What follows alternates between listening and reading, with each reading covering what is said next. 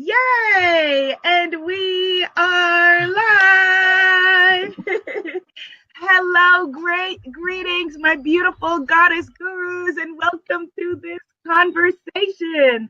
Today, it is the most auspicious day because we are here with Goddess Arzu. We are also trying out new technology. So give me a second. We want to make sure everything is working. I have my amazing assistant, Michaela, who is checking for us. Okay, she says watching the live video. Okay, thank you, Michaela. Don't send me any more messages because I think it's interrupting the broadcast. Okay, so it's working. Yay! Oh, welcome, Goddess Arzu. I think this is your first Facebook interview, yes? Ever. Yes, ever. And wouldn't you know it, I'm sitting outside my house in Belize, and somebody's delivering something. You know that soon come time? Yes, soon come. Excuse me. Let me take care of these. Go handle it. I'll talk to my peeps. We'll see you in Welcome a second. to my day. Yay. So let me tell you all about the amazing Goddess Arzu. Okay, so there should be a way. Let me see if there's a way for me to mute her. Okay, yes. Okay, so she is muted. So Goddess Arzu is going to be at the Goddess Pray Love Retreat in Belize with me. And will you be there? June 2018 Summer Solstice. She is an incredible healer. She is a farmer. She is a Garifuna woman. And so today we're going to be talking to her about what all of that means. Some people have been sending me emails and they don't, we don't know, like people are like, where is Belize? They thought Belize was Mexico. So there's some confusion around that. We're going to talk about that. And we're going to talk about the amazing healing that she is going to bless us with at the retreat. And so I want to just send love over the airwaves. I'm excited that the technology gods are blessing us today to be able to have this conversation. I cannot see your chat. Oh, wait. Oh, I'm seeing something. Oh, I'm broadcasting through Webinar Jam. And it says load Facebook chat to interact with your audience. Okay, so do I dare see if this works? Do I dare test the technology gods? Yes, because my God is stronger than anything out there. All right, so let's test this. Let's try this, and let's see if this works. Oh, yay! I can see your hearts. I can see Goddess Danielle. I can see Goddess Mitch. Yes. Okay. Oh my gosh, it's working. It's working. It's working. It's working. I can see Goddess Damali. Yay. Okay. I can see Goddess Queen Mystique. She says, hi, Abiola, rise and shine. Thank you. I can see Goddess Rosalind. Okay. So this appears to be working. This is a good look. All right. So let me see how to move this over. Y'all just bear with me a second. Yay. Thank you for the hearts. Okay, Goddess Arzu, I see that you are back. Let me figure out how to turn your audio back on, my sister. Wait 1 second, please, Goddess. Uh-oh. All right. How do I turned off Goddess Arzu's audio? I don't see Goddess Arzu. Let me know. Do you see on your screen? I think you have to do it on your end. On the top, a little blue circle. I have it now. Okay. Yay. She's back. Yeah. Yay. So Goddess Arzu, did you handle your all of your business? Yes, but this is really interesting though, because it's very much in what we're talking about. As healers, we think we have to charge money for everything. And it's true, yes, you do need money, but sometimes things come back in such a way that there's no amount of money that can pay for that. I do bone setting, and there was a man, like a 100-pound guy. My table takes up to 1,200 pounds. But for some reason, when he got off, the table broke. And I live in Belize. It's next to impossible to get that kind of capacity table here. But I couldn't really blame him because he didn't break the table. But in my mind, I kept thinking, what he paid for that session will never get me another table. Somehow it got around town that I couldn't do any more bone setting. So one of the builders came and picked up the table yesterday and told me he was going to fix it. Now it's unfixable, but he replaced metal. That's what I just saw. So he just delivered it now. Now he has to go to work. That's why he delivered it so early. So he worked on it through the night. So he could have it here this morning so he can go off to work and I could have my table. I'm telling you, ain't a dollar in the world that could, I'm just so touched. and thank you for letting That is beautiful. Thank you for sharing that. Yeah, it's really. The women you're making me cry. The women who are watching this are healers and coaches and life workers and practitioners. And so what I want to say in this beautiful lesson that you just shared with us is that, you may think, if you're watching this, you may feel like, okay, well, where is my blessing? I've been giving, I've been giving, I've been putting out into the world. And it comes to you through unexpected ways. It comes to you, like I say to them all the time. But real, yes. And they're real solid and they're tangible and they're measurable. It's not stuff you make up. Oh, I've been blessed. No. What's the blessing? Yes. I say all the time that our blessing. Yeah. I'll be sitting outside your door waiting for you to look at it and say, oh, okay, come in. Because if you just open yourself up. Right. You have to say to your community, look, I have this issue. And the community responded. Yeah. And anything we do to ourselves, right? To our own detriment is that we hide our struggles. But, we can't really encourage suffering human beings if we haven't suffered ourselves. So every once in a while, not that you're going to share all your woes with them, but every once in a while, it's like you have to think about how many people we can encourage when we share our struggle, So this is new for me, believe me, because offender, I will hide my stuff. It's like, no, it's not hurting. No, it's not burning, I think a lot of us do that. And thank you for being so transparent. Share that because I think that, a lot of us, particularly women of color, women of African descent, we have this illusion that we're supposed to be, that strength means no vulnerability. Strong. And it's actually the opposite, isn't it? Wow. Well, yeah. So let's start with you. So you're coming, right?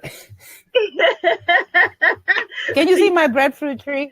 Let's see the grapefruit tree. All right, goddesses, look at Goddess Arzu. It's breadfruit. Breadfruit. Oh my God. The thing is that he's not supposed to be there. He's really not supposed to be there. He's the baby from the big tree, the one that I posted today, the breadfruit leaf carpet that I'm making on the garden. So this little baby showed up and I asked someone to dig it up before I went on tour, and I was away for 4 months.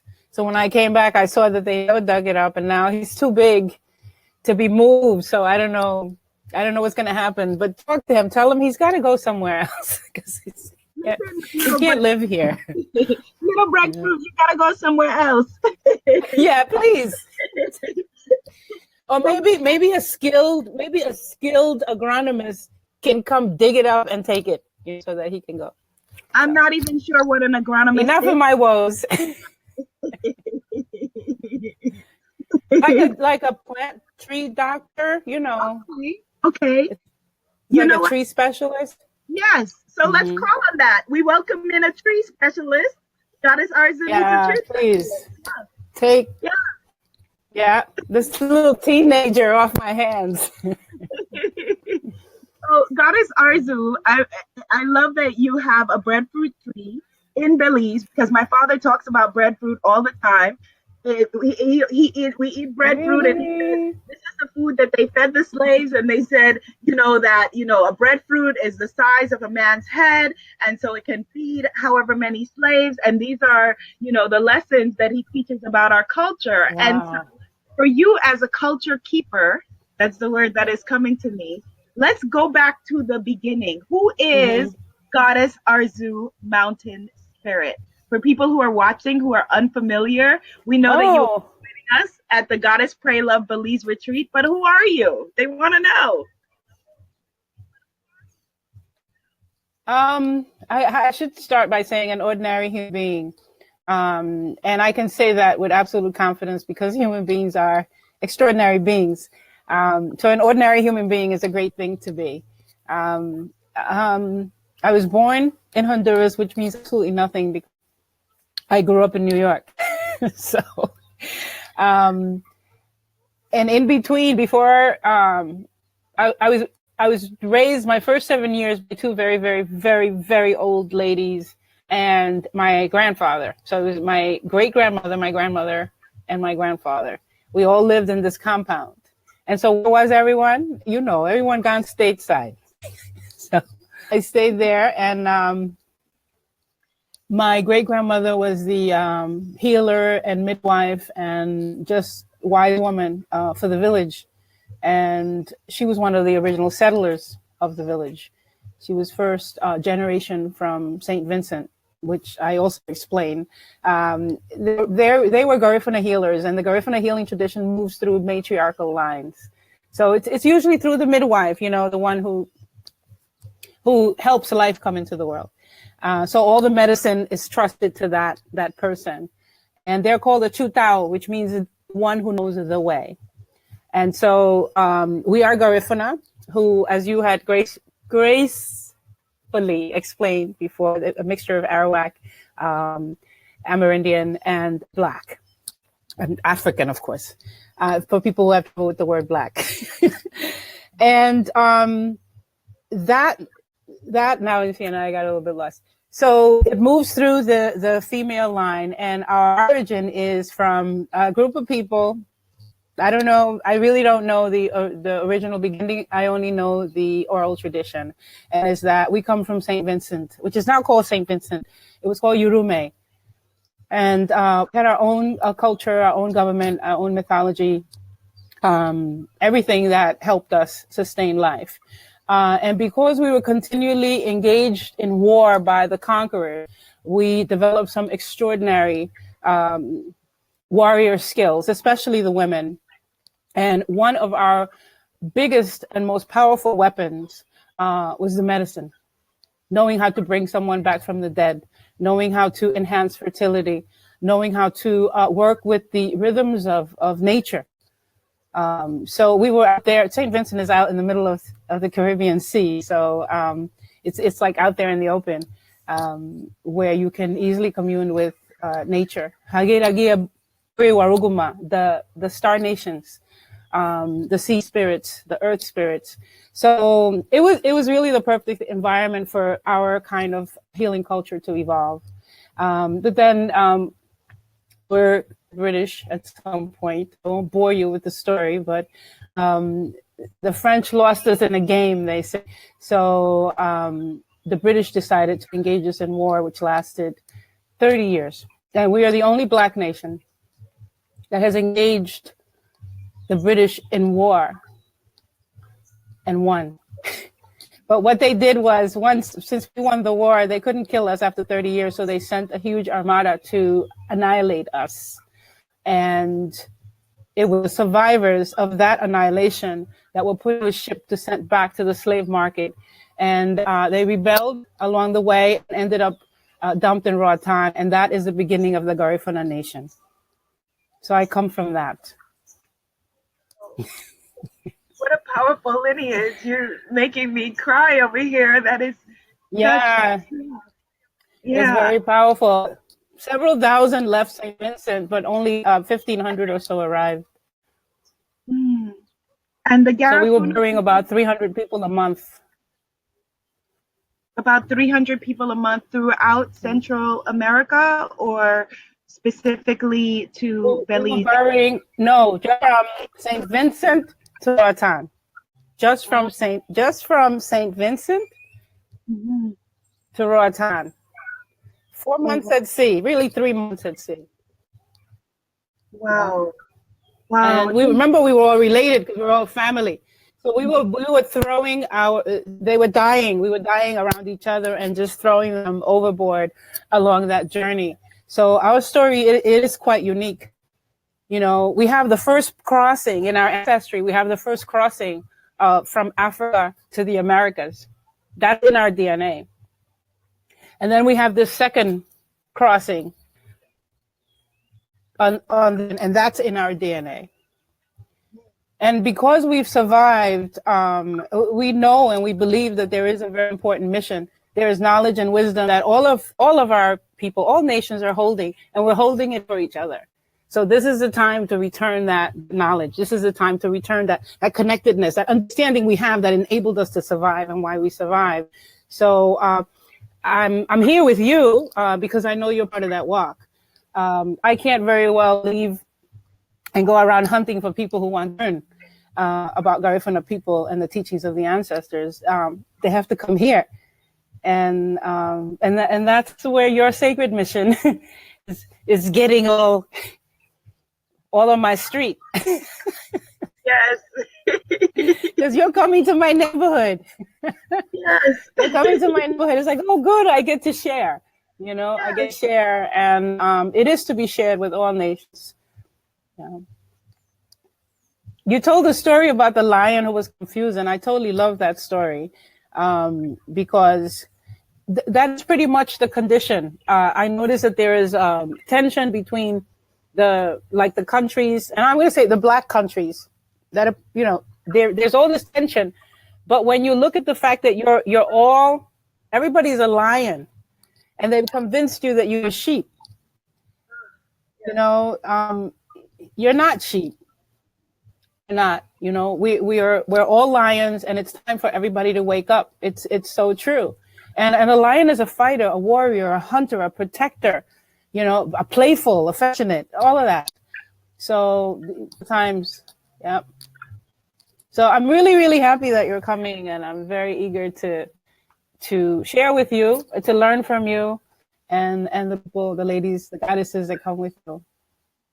Oh, I'm looking forward to learning from you, Goddess Arzu. Thank you so much for sharing that. I was talking yesterday to one of the beautiful women who will be joining us in Belize. Her name is Goddess Angela, and she actually joined me on my last retreat last year in Bali. And so I was talking to her about, she's very excited about you. And I said to her, I told her, I said, I'm the one that planned the retreat, and I'm now like, oh my goodness, June seems so far away. I can't wait to get there. Why did I pick all the way in June? It's good weather. Well, I picked June because of the summer solstice as well. And so I know that, you know, one of the most powerful things with this feminine power summer solstice retreat, it was very important for me to create this retreat around feminine power and reclamation, as you talked about, you know, reclaiming, you know, the word Sankofa, you know, we take it back, we bring it back, you know, so much has been lost, you know, and so many people, there's so many gaps in generational passing down, like you said, the oral tradition, you know, in some communities is very strong, but you have to have your ears open to hear and receive the oral and the healing tradition. And so I know that you're going to be, you're going to be a big part of our summer solstice healing. Can you explain and share with the people who, because people are very confused. People were emailing me and saying, where's Belize? I thought it was Mexico. They don't know, like, what is there? They're confused. Can you man. Let me tell you something. Yes, no, don't feel bad if you don't know where Belize is. I did a tour of Europe, and everywhere I went, they was South Africa is that, you know, it's like, I don't know. I've never been to Africa. You know, a lot of people confuse it with Benin, I think. Anyway, all is forgiven. We're talking about the solstice. What's important around what we're doing is that we are on different, so the position of the sun is important to the moon, and as women we concern ourselves with the position of the moon. That's why I'd ask you that day that we will be doing the ceremony, the position of the moon for that day. Knowing what it is enables you to use its power, and on our day, I believe that's the day of intention, from what you told me. So it's the best time to plant things that sprout underground. Anything that grows underground. It's a good time to look at things that are in the dark that you want to bring out of the dark and put into the light. Like you talked about taking things out of your bucket list. Bucket list is a dark place. Okay, I know people think it's a positive place, but it's a container. You know, it's a deep container, right? So when you take it out, now, my grandmother, she would say shelf, because the shelf gets in our house, shelf is open. We don't have shelves with, right? Shelves don't have, they're not cabinets. Cabinets are closed shelves. So yes, exactly, you can see it. You can see it. So during this moon, it's more than intention, it's the action intention. So it's in the bucket list. So pull it, a good time to pull it out, like physically pull out that dream, that vision, or that place that you want to be, to pull that out, like in a complete thought, in a tangible way, and give it that light, the light from that moon. And that's what we'll be teaching, the technique about pulling in the light and feeding that exact defined intention. It's really, it should be called what it is. It's magic. Yeah, but knowing what each moon has and the light that it carries enables us to, like the ingredients. If you don't put in a recipe that doesn't call for eggs. But we do that all the time with our intentions. We do that all the time. You know, we pray for something, or we wish for something, or want something, all of those, you know, nebulous. But intention is a power. You said something about having your ears open. Your ears also have to be clean. So your ears being clean means hearing the information accurately. So how to use each moon, which in the days was called Obia, it was called witchcraft, it was called all kinds of negative things, ungodly. That is God. Still called Obia. That is God. Guyana, Jamaica, you know, yeah. Jamaica still has rules against Obia. It's still called Obia. Moonlight is very, very powerful. It's very, very powerful because it's accessible. Sunlight, we can't touch it directly. You can't charge, you can't stare, you can't charge. The only way to charge with sunlight and stare into it and swallow it and drink it and really suck it into your life, it's once it's moonlight. That's like the baby food. Remember, we're baby gods. That's the baby food. That's our Gerbers. I mean, for lack of a better term, right? Moonlight. And that's the food. So the first order of the day would be to transfer that knowledge so that these participants can learn how to feed off of moonlight. You can feed out of all the moons. Since you're going to be here on that moon, and that is the day that I will be transferring to you, we're going to do it with that moon. Beautiful. That is beautiful. And we will be preparing our bodies throughout the retreat by eating organic, yes, non-meat, non-dairy, you know, to have a very pure vessel. Yeah. I think I shared with you in our first conversation that my great-grandmother, Ma, who was a midwife and a women's fertility healer in Guyana, that she... Oh, just like my one. Yes. That, actually, no. She wasn't the one who was blocking her. It was Auntie who helped to raise my mother. When she would hear, Spirit would tell her, don't eat these things because they're blocking your guidance. She was scared, and so she would go and eat pork or whatever to try to shut down the transmissions. Can you talk about the connection between what we put in our bodies, yes, receiving guidance, and as women? Yes.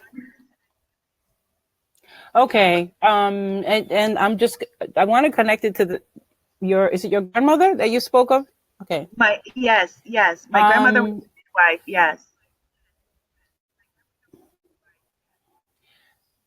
Something happened to me in Ireland where I almost died.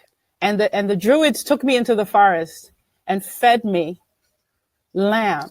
I'm a vegetarian. They insisted I eat this lamb or I would die. And eventually, after like 7 or 8 days, I mean, I was gone. They were looking for my oxygen in my arteries. I was really in bad shape. I couldn't breathe. I couldn't walk. I had gone into a whole nother world.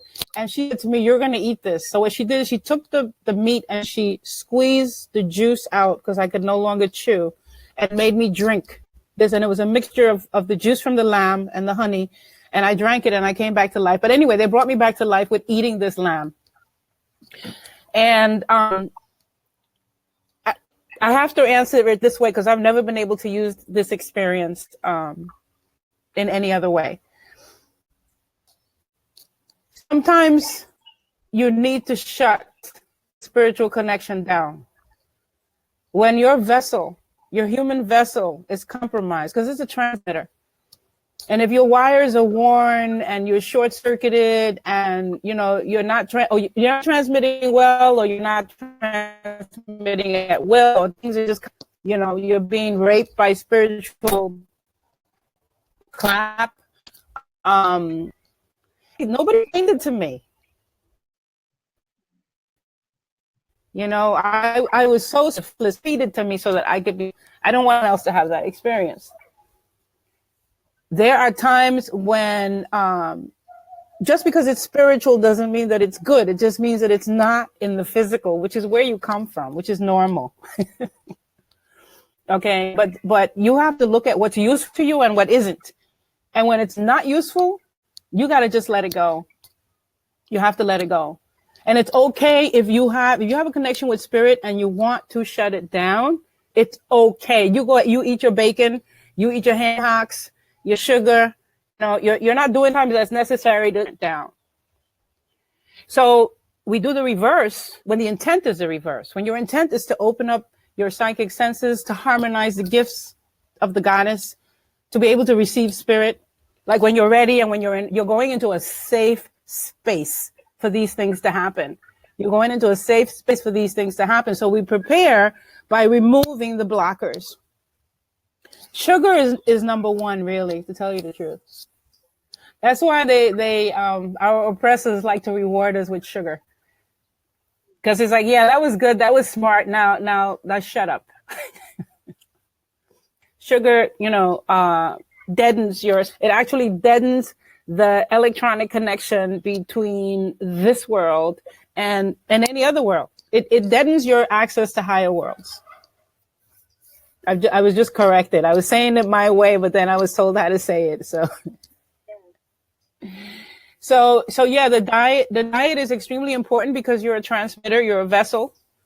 And everything on your human body is capable of transmitting, receiving, and moving energy. You can't create it. That's the only thing. You can't create it, but you're part of energy changing place. You're part of energy being able to change place. So the extent to which we can change the place of energy and the amount of energy that we can change is very much determined by what is in our cells, the energy that's in us in the first place, because like begets like. So if you're carrying the suffering of an animal or the blood of a creature or a fungal infection that doesn't know when to breed or something else, you don't want those to be intensified. You don't want the moon energy to come in and intensify those. So we want to get away from that. Oh, that's beautiful. Does that answer something?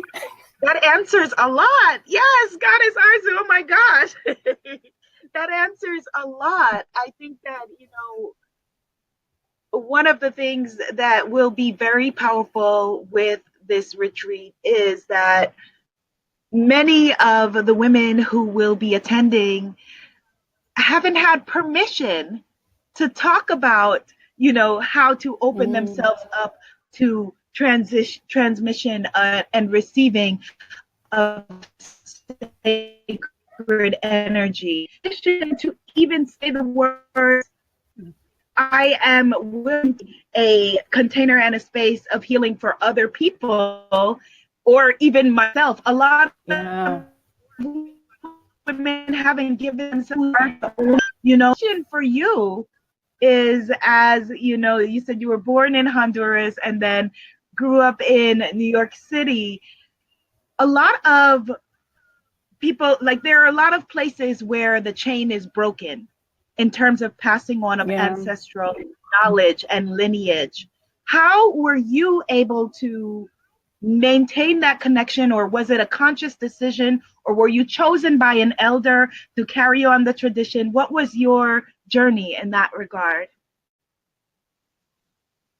It it's not really a happy story, Abiola.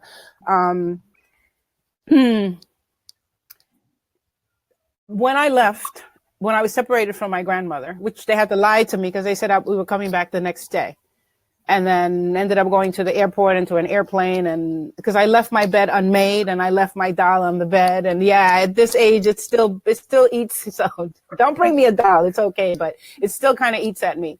So went through that, and to me before I left that she would come and visit me.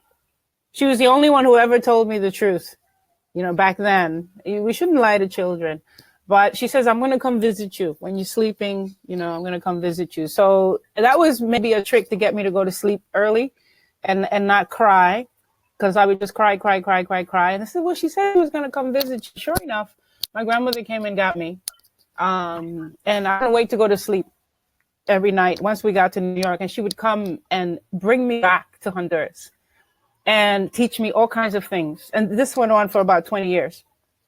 She would come and she would teach me all kinds of things. And I kept a journal. I kept several journals where I wrote the things that she would teach me about the plants, about the medicines, about the culture. And when she died, I was really distraught. I wanted to die myself. But what happened after she died is that the plants started to come to get me. So they would take me to a place where she was already there. She's still there, and it still happens till today. That's how I got the breadfruit carpet thing going on. So I was able to keep the connection with the dream time, just being able to work in dream time. Plus, at the same time, she was teaching me how to use that route to be able to transmit energy and information.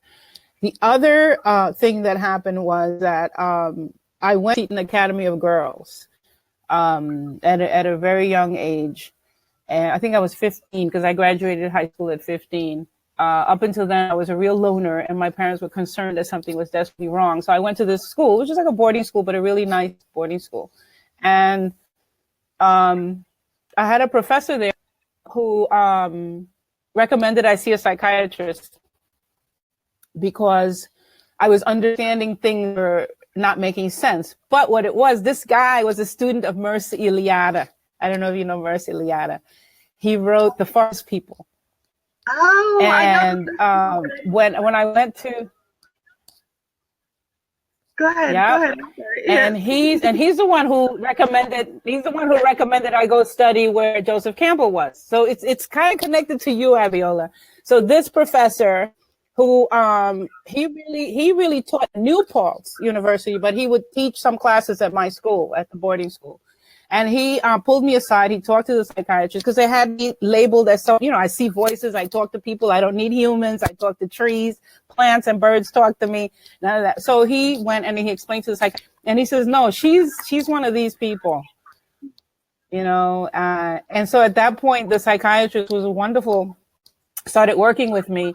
Not as he was treating a crazy person who walked into other worlds, but as a gifted being. And these are two white people. I mean, they woke me up to who I was. They woke me up. That's why the story about the lion and the sheep really resonates with me, because I was caught in the snare where I was now being prepared to go into some kind of psychiatric institution, and then end up coming out this just being handled with kid gloves, really, by an institution, the very institution that would have put me somewhere else. So they suggesting that maybe I should go get a full doctorate and switch schools. They helped me with my pre-med. I majored in behavioral science for similar reasons. So my life was interfered with by angels. The whole thing was an accident. An accident, right? Coincidence, an accident. I know. Yeah, but that's what happens when you give yourself to your own truth. when you give yourself to your own truth, you know, when you say, I can't pretend to be, you know, all this other stuff. Let me just find out what my life is trying to say, you know, and listen to it. And because I was raised by these old people, they kind of instilled that in me, where you listen to your life. And then, you know how we say back home, you live your life, man. You live your life, you know. So that's the key to waking up the goddess in my experience. It's just being true to that being that keeps unfolding in you and doing, you know, new things. It's not the cookie cutter thing. You say, okay, well, that's the way I am. You know, I think that's the sentence I hate the most. That's because the way you are may not be.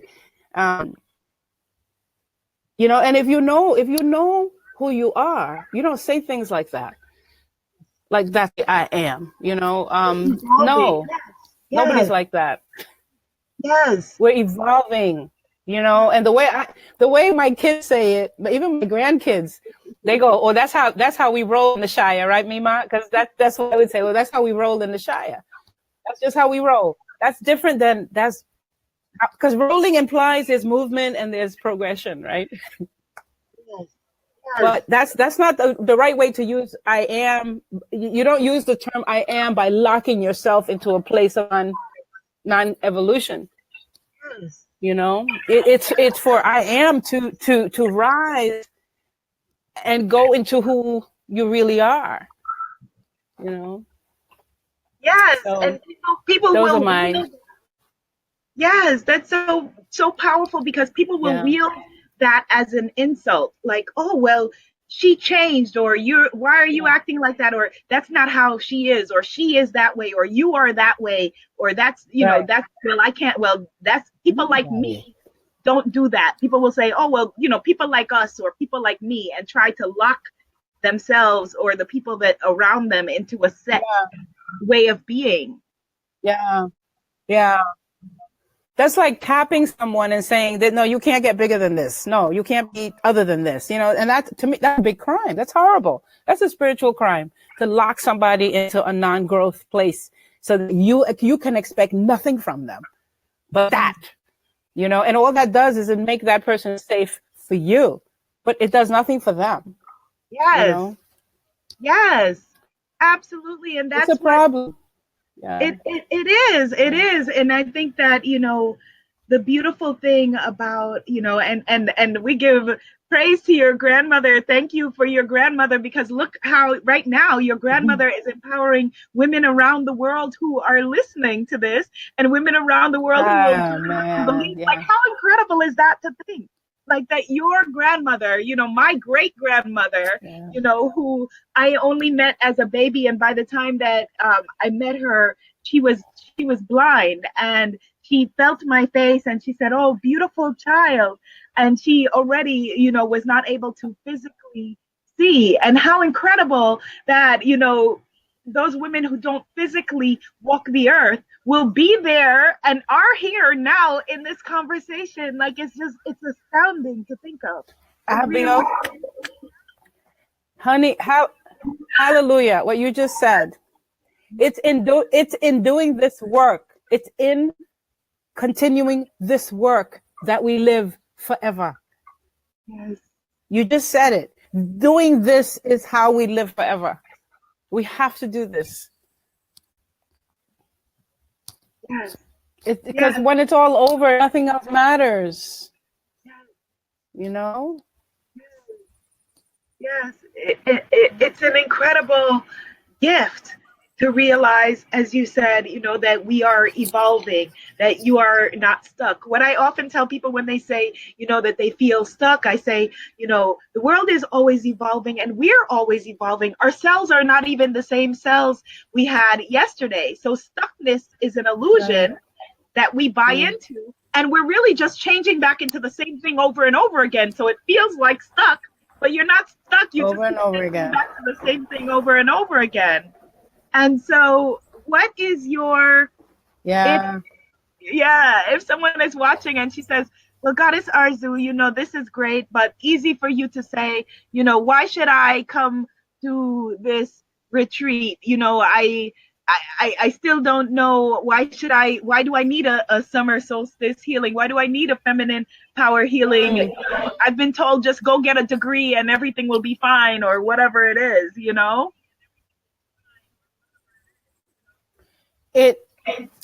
Well, it has to do with a couple of things. And the first, like I mentioned, a safe space. I've lived in the city. I've lived in your world, but I don't think y'all have lived in mine. So I know the noise. The noise, it never goes away.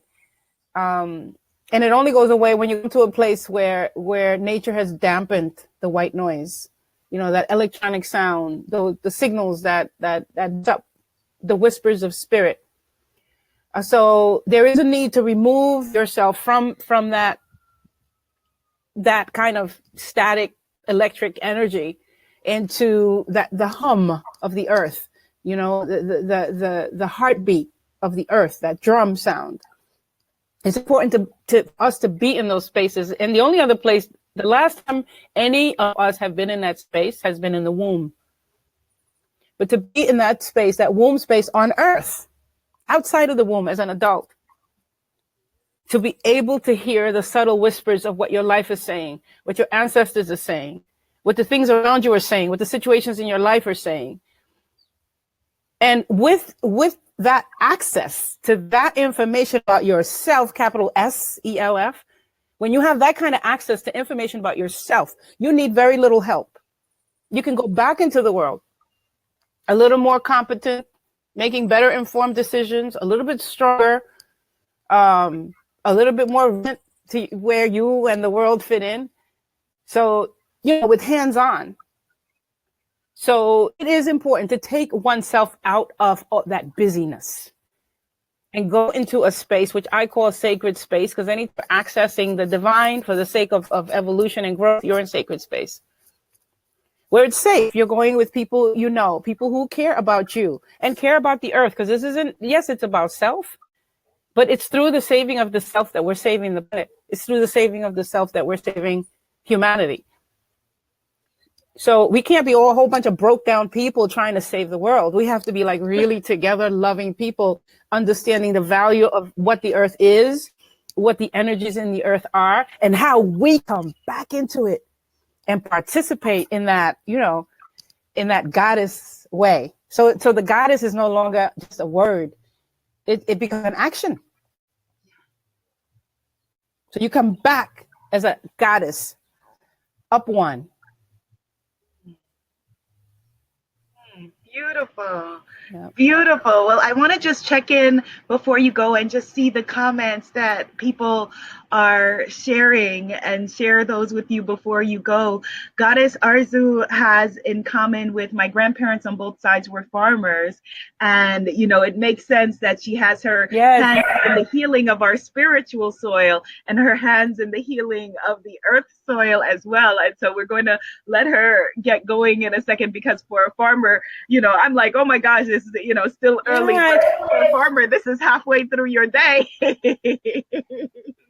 It's almost noon. Yeah, it's true. Thank you for being that sensitive. Yeah, because when the sun comes out, it gets hard. Yes. Okay. So we're gonna wrap up. Let me just talk to me. I don't see the comments. Okay. So here's what the beautiful tribe, goddess tribe, is saying, who are listening.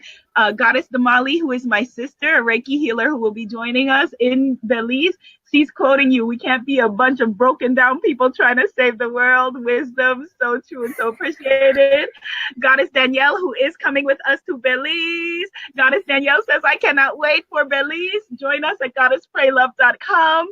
Beautiful Love, who is my assistant, says yes, so beautiful. Goddess Chantel, who is with me in Bali, who is a yogini and an incredible magic woman herself, says amazing. She says, OMG, I might need to come to Belize and feel this sacred energy. I feel like Goddess Chantel, you know I told you that I'm okay with whatever you decide, because she's going through life as we all are. I feel like she needs to be there as a yogini, as a yoga healer. I feel like you need to be there, Goddess Chantel. Goddess Rosalind says, yes, I see my beloved Arzu and I feel her too. Goddess Makiva says nothing but truth and confirmation. Goddess Nikki says, amen. Yes, Ashe. And so it is Goddess Nikki. She's quoting you, spend time with who you are. Don't be afraid to open or unopen. Very important. Boundaries, spiritual, emotional boundaries, something that we do not learn as girl children. And it's so essential to our own being. Yes. Goddess Queen Mystique quotes you, Goddess Arzu, and says, I give myself to my own life. Yes. And then lots of hearts, lots of hearts. Goddess Rosalind says she needed to hear this. People are saying magic indeed. Yes. Someone says you favor her aunt. Yes, she looks like my family too. You see that dimple? You see? I know we're related. We should go to Ancestors. Yes, I know we are too. I look at you and I see my face. Yeah. Yes. Yeah. And the Africans in Brazil have a saying, "E minha cara," meaning that's my face. I look at you, I'm like, "E minha cara." That's my face. Let's see. Yeah. My face. People are saying they have goosebumps and they're excited and they cannot wait and they are looking forward to the journey. And so Goddess Arzu, that's really touching. Thank you. You made my day. Oh, you made our day. Thank you. I want to let them know before you go that they will also have the opportunity to work with you one-on-one in addition to the group healing. You know, they also will have the opportunity to be able to if they so wish, to work with you one-on-one in a one-on-one healing session in Belize as well. Can you tell us what that yes. Yes. Well, one of the offerings that that I really want to put out there is a pain seed removal. Anytime you because there's so few people in the world who could do it, and I really do want to teach it. And what I encourage is the people to remove their own pain seeds. And this comes from the ancient belief that your spirit has to sit in the contours of your body. And anytime your spirit moves out of your body, anywhere, like if my hand is made, I'm going to have a pain seed in my hand. The only way to get the spirit to return to my hand is to remove the pain seed. And there are places in the body, there are 108 spots on the human body where the seeds, they take hold. So I'm trained. I find it with my hands. You can do it with your eyes closed, but I think the person can do it better to themselves because you'll feel the pain when you touch it. So I want to be able to show people where to find their own pain. It's difficult to do it in a group because people have pain in different places. So, you know, with a few minutes together, I can show you at least to locate it. The technique to remove it is something else, but you can learn that later. That's easier to learn. So pain seed removal is also used in spiritual healing because for us, we see attachments, cellular memory, what they call mal de ojo, and, you know, bad thought forms, negative thought forms that are attached to another physical body. And that's where the pain seeds would be. People will say, oh, how come you know where the pain seeds are? And it's like, I don't even have to touch you. I know where, because you can see the entities, the different entities that deliver different types of pain. And walking around with this kind of pain is not because like begets like. So when you're doing energy work on other people, you could actually feed your own pain seeds. So you'll lose to learn. And I'm eager for this knowledge to get out there. You can Google it. I've written a few papers on it, but educate yourself. It's also been likened to trigger point therapy, only it doesn't have the accurateness or the sanctity, but it's along those lines. So that's one of the teachings I want to get out there. Removing the seeds of your own pain.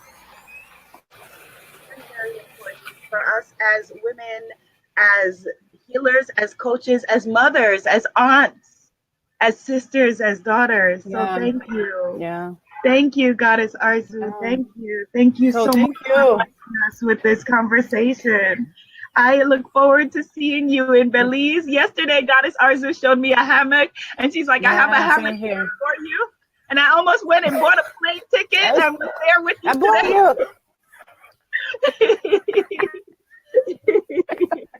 today. Oh, you're so funny. I love this. Now, you taught me how to log on, but you never taught me how to log off. How do I That is get off okay. this thing? That's all right. That is okay. Thank you, goddesses, for listening. You're gonna, Goddess Arzu, you're gonna just click. If you see a red button on the top, it looks like a little phone. If you click that, you can log off. If you click that, you can log Okie off. doke. Okay. Love you Thank you, much. Goddess Bye bye. Arzu. Much love. Bye. Bye. Yes. So my goddesses. Oh my goodness. Ah, like I just have to just sit for a moment and just receive, like just like there's nothing to do but just sit in a place of receiving. Like what an incredible gift this woman is. Like like just like I don't even know right this minute like what to do with myself. Like I want to go sit outside in the soil, but I am in a winter place where there's no access to the soil at this moment. And so instead, I just say thank you so much for watching. If you are able and feeling called, like really just listen to your heart and listen to your body. If your heart is saying to you, I need to be there in Belize for this part of my evolution and my journey, then definitely, come join us, goddesspraylove.com. If you want to have a quick chat about what is going to go on in Belize and you still, are trying to figure it out, I will definitely make myself available. You can contact my assistant Love, who is in the chat at yeswecan@womanifestingyou.com. Love, if you're still there, type in your email address and they can contact you and just set up a quick 5 minutes with me just to see if this is in alignment for you. Yes, we can at womanifestingyou.com. But I think we know, if this is right for you, go to goddesspraylove.com. If this is right for you and join us. Oh my goodness. Like, y'all, I need to go pray, meditate right now. Just so I will see you tomorrow morning at 10 a.m. Eastern Standard Time for our Goddess Temple Sunday. But thank you so much for joining me in us being able to receive this wisdom from this incredible woman that so many of us do not have access to and haven't learned. And although my great grandmother, like I said, she was a midwife and a women's fertility healer, I did not get the benefit of learning that knowledge from her. She had 6 daughters. Like, of course she had 6 daughters, and one of them was my grandmother. And then my grandmother's children, one of them was my mother. And there are gaps where we didn't receive this beautiful ancestral knowledge that we need. And so then we feel frustrated and we feel overwhelmed and we feel like, oh my goodness, that we feel stuck. And it really is about a reclamation, a going back to, the word Sankofa you bringing up means, bringing it back, taking it back, reclamation of our very selves, of our very, very selves, because there is spiritual and emotional and soul warfare that is taking place. And I will get into that in another conversation. But I just want to just say right now, thank you. Thank you. Thank you. The greatest prayer that any of us can ever say. All right, my goddesses. Namaste. The divine in me sees, adores, appreciates the divine in you. Yes. Oh my gosh. That was incredible. Absolutely